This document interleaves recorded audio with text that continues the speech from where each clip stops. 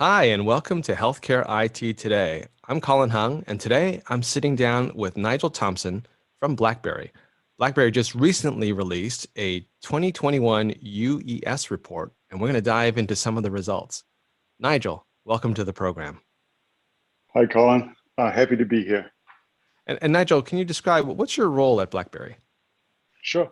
My role is I'm the VP of Product Marketing at Blackberry, and I've been with Blackberry probably about just over 10 years, and came in through an acquisition called Good Technology. So my background's around security, mobile security. We're doing this for quite a while, so maybe too long. So I'm happy. Well, it's just interesting to see where the market has gone, right? So it's sort of gone from being sort of niche to mainstream, where this is no longer something that was sort of in the back of people's minds. It's like front and center. It's in the news every single day. So, I think the velocity of it has absolutely changed, and the nature of it has changed as well. So happy to talk about that. Well, I'm interested in diving into the report a little bit that just came out. Yeah. And in that report, let me just pick out one statistic.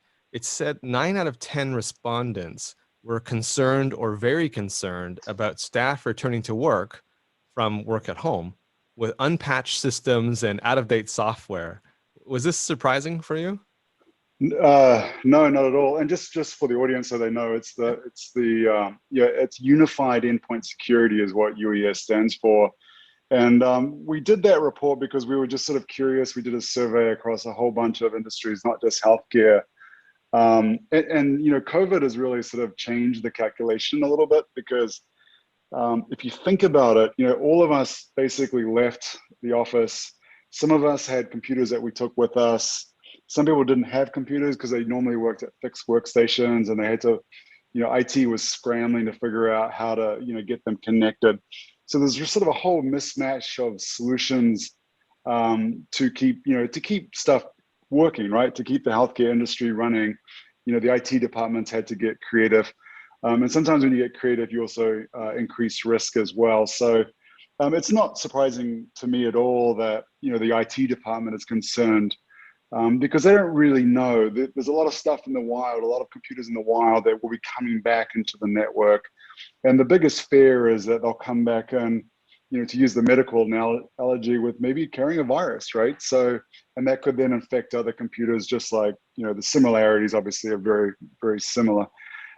So they are concerned about it. And I think what they'll want to do, just like, we have done, is where we quarantine people. Like I went to, I'm from New Zealand originally, and I went there for Christmas. I had to quarantine for 14 days, and that's how they've kept, the country safe. It's the same for IT. They're going to want to quarantine, hopefully not 14 days, but quarantine the computers or the endpoints as they come in, and just verify that, that they're all back up to speed and they're patched. And if there is anything residing on it, they can get rid of it.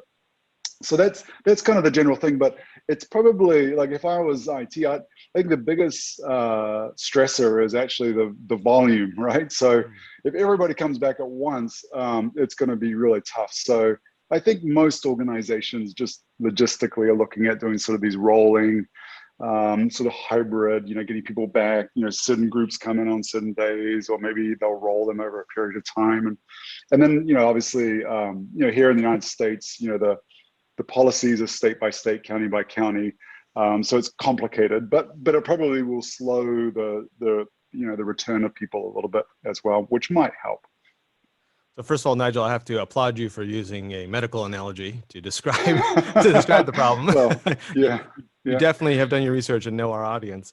No, but I like the analogy you use, because putting the laptop or computer into quarantine, and then cleaning it, disinfecting it, if you will, making it sure that it can be put back into the corporate network. Because you're right, a lot of these computers were bought last minute. Some of these were probably bought directly by the employee and not by the company, and now they're bringing them all back. So you don't want that stuff, damaging the network that it's supposed to be attached to.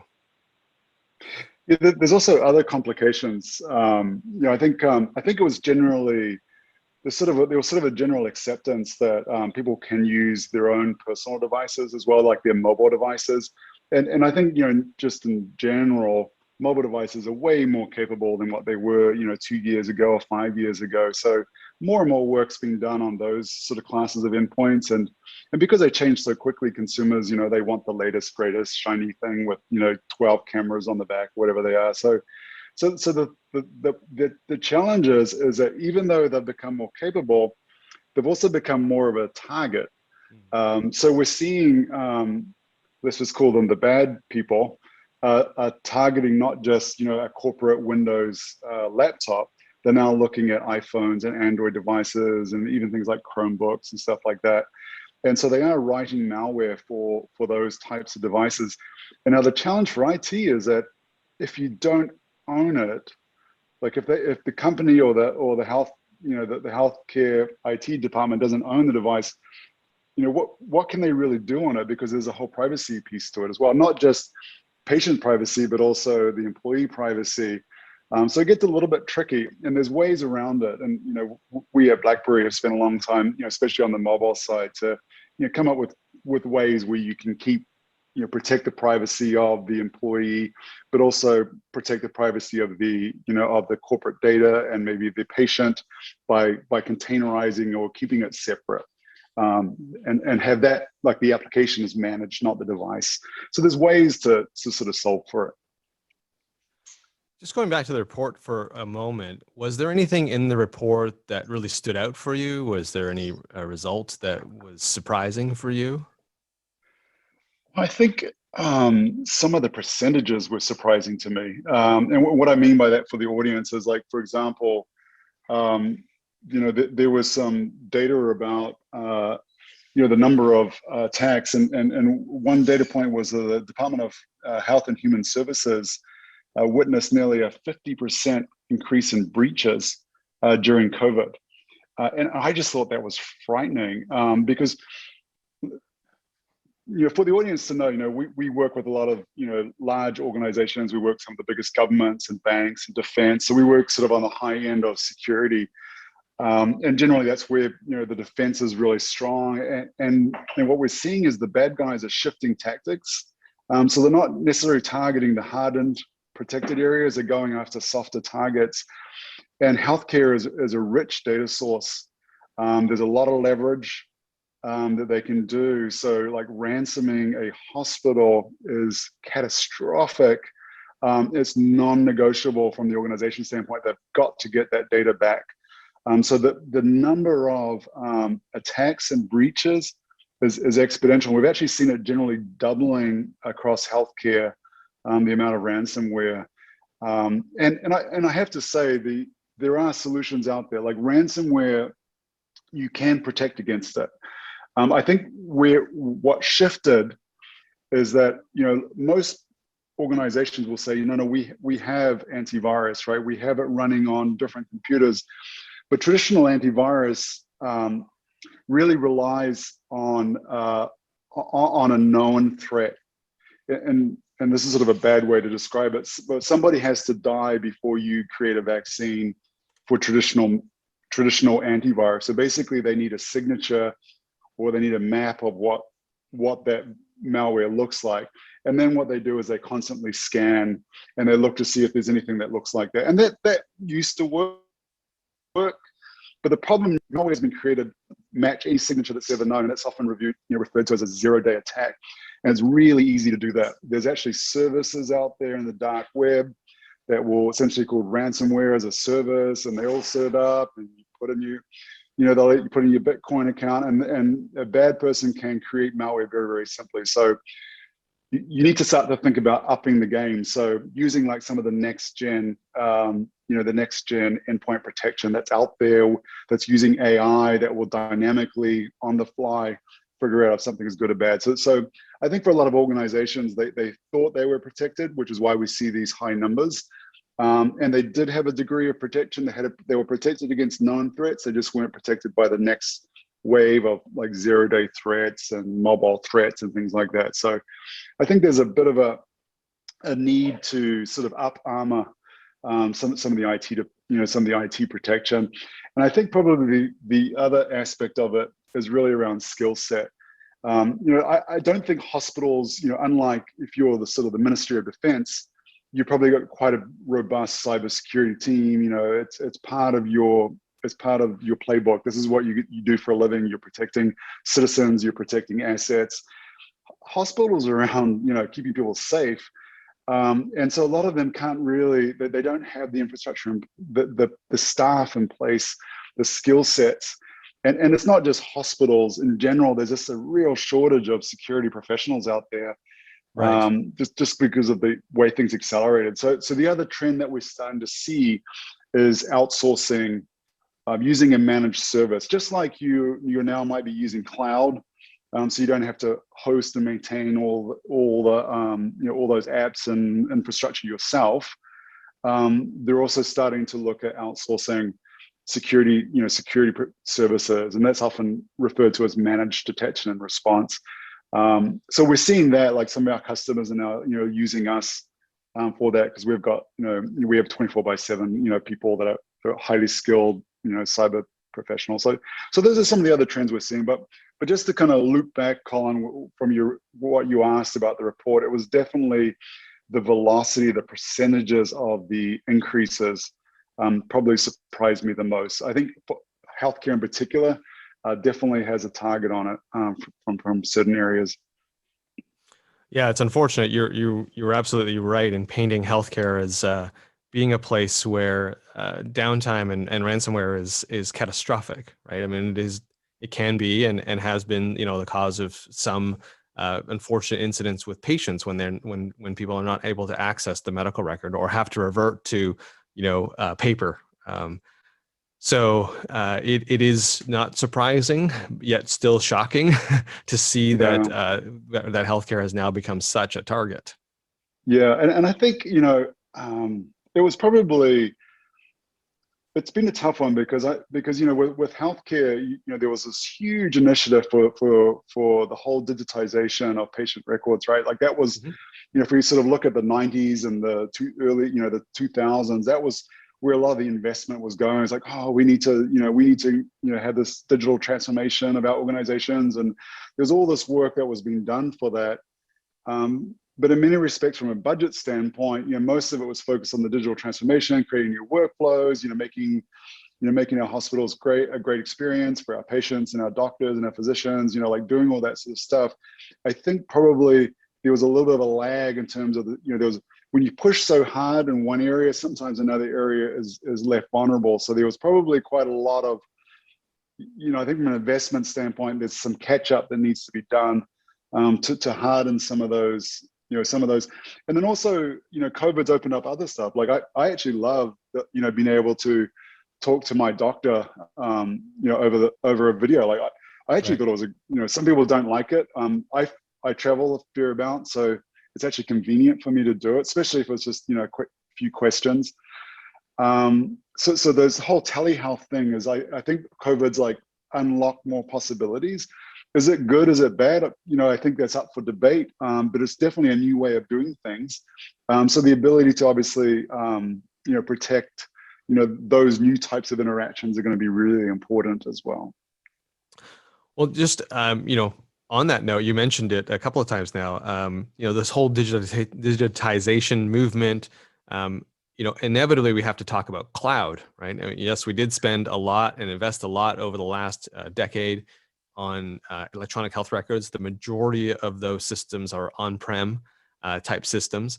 But, of course, now we're all talking about finally the movement to cloud-based applications or private cloud in healthcare. And one of the data elements I found was pretty surprising was that Blackberry found that 70% of healthcare security leaders remain concerned about the risks exposed by an accelerated migration to the cloud.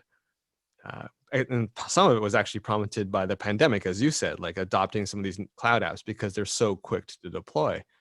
Can you maybe elaborate on that data element or just kind of talk to us a little bit about that? Yeah, I think that, there's pros and cons. So the pros of the cloud is that from an IT or a security standpoint, is that you're not actually responsible for the security of that, or patching those systems. Like someone else is doing it, and often it's actually fine, because depending on the organization, a lot of big tech companies, the hypersensitive about making sure that everything's protected and patched, and more likely if there is a patch, the cloud system will be protected before an on-prem system. If there's a choice, you could either do it on-prem or in the cloud.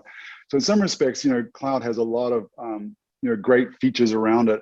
I think it's the access piece of it, for a security person's perspective, is the person who's accessing the cloud who we think they are, right? And that's where it gets tricky, because sometimes, we do it in our own company. Is for me to access some of these cloud resources, I actually have to go through the corporate network to do it. So I kind of go into the network, I get authenticated, and then I have the access rights to then access it. I think or in some cases I don't, I just go straight to the cloud, right? So there is concerns for the security people to make sure that the right people are actually accessing it, and that they can enforce, if they want to do it that way, they can enforce it. So the problem with when someone's on an unmanaged computer is that there is a concern that user could also, if they have to be authenticated in the enterprise, they would have to put a VPN or something like that on their unmanaged device. If they do that, they're suddenly exposing their network to an unmanaged device, which could have malware and things like that. So that's sort of point number one. Point number two is if they decide to go straight to the cloud.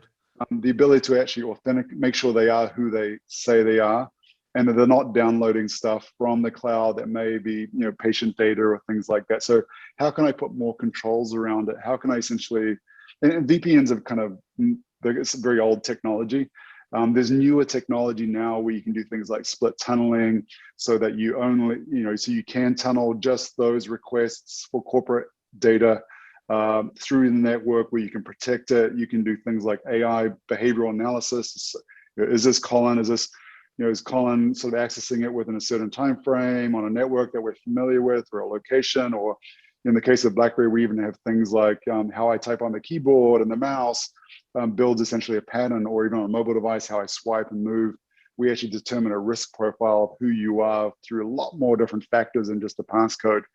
So that's a way you can kind of start to strengthen access, but definitely access to the cloud is a concern. And then, as I was saying, like downloading data from the cloud, do you have access to actually do that? Should you really be pulling down, patient data or whatever it might be onto an unmanaged device? Yeah, and I can totally see why that is concerning. I mean, obviously because of HIPAA and protection of health information, or that we have to do in healthcare, and authenticating and making sure that user is who they say they are when you're not able to physically see them or be in the confines of the hospital is very concerning for people. So we seem to have gotten over the hump of remote access because of the pandemic, because that was the only way we could operate. But cloud is a whole other beast. And I think you're absolutely right. It does boil down to the problem of authenticating somebody. And because I don't think there's a concern about the cloud providers. They definitely, the patching and everything, I think most people are like, yes, I get it that Amazon and Microsoft and Google can do that better than we can. But it's that connection to the cloud and how to figure all this stuff out in terms of the layers that's causing people the hard.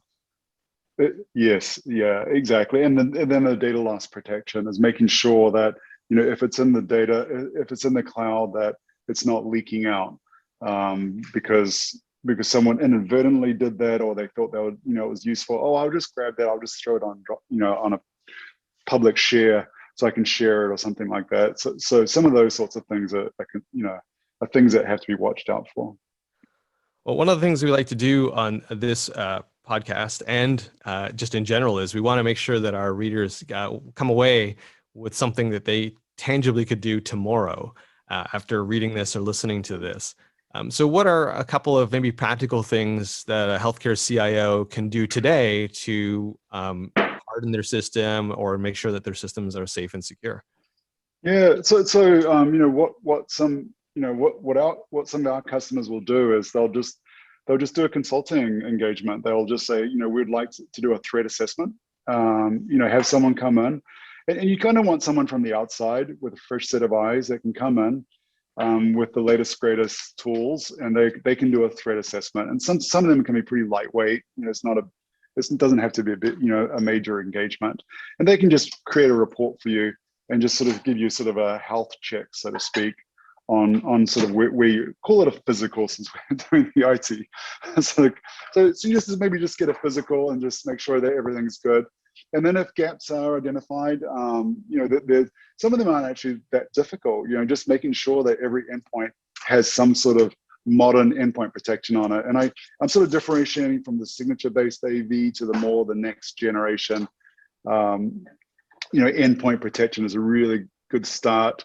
If you're sort of a large organization and your security teams are feeling overwhelmed, and a CIO would know that, or the CISO would know that if they're feeling like, my people are working, long hours, they're working weekends, we still don't feel like we're winning, then maybe start talking to, consider, having augmentation, having some other teams helping you, with that from a security standpoint. You're doing managed detection and response. So I think those are probably sort of, some areas that could definitely help out. But I last thing I'll say just about that, I mean, just practically speaking, nobody has all the answers. So reach out, talk to other security professionals, see what's working, what's not working, talk to different vendors. I think that's always important. Technology is changing, especially on the cyber side. It's changing so fast.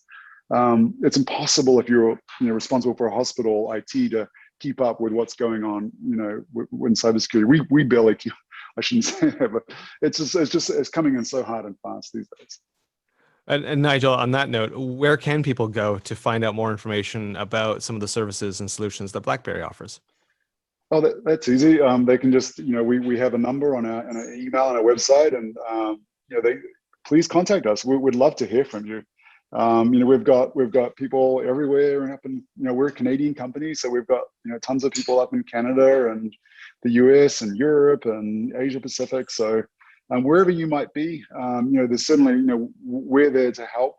And if we can't help you, we can maybe suggest other areas that you can go to if it's not part of our core competency. So we definitely want to help if there's a problem, definitely. Awesome, Nigel. Well, thank you so much for your time today. Really appreciate all the information that you shared. It was very insightful and a little bit scary, I'll be honest. Sorry about that.